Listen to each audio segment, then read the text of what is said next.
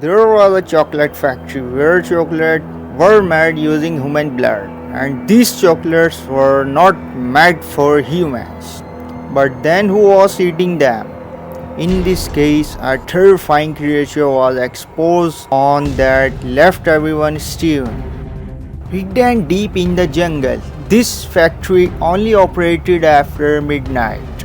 As soon as daylight came, the doors were locked, the machines fell silent, and every trace was erased. But then, one night, a delivery truck exposed the horrifying secret. The truck crashed on an isolated road, and cartons of chocolate spilled across the highway.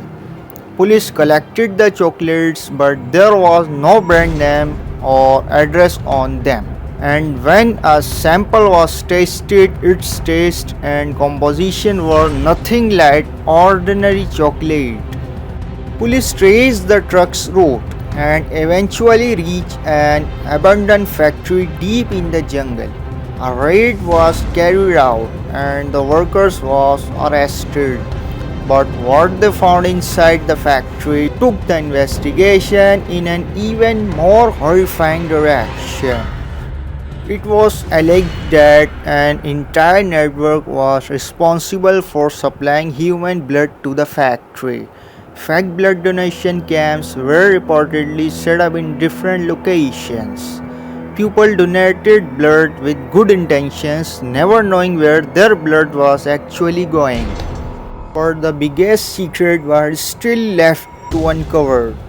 Why were these human blood chocolates being made in the first place?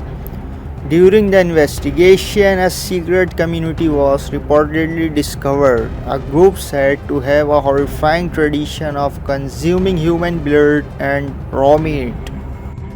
According to the claims, this community live in secret, hidden from ordinary people, and the factory produces special chocolates especially for them. So what appeared to be an ordinary sweet treat was actually part of a terrifying supply chain. The factory was shut down, the fake donation camps were closed, and the entire network was dismantled.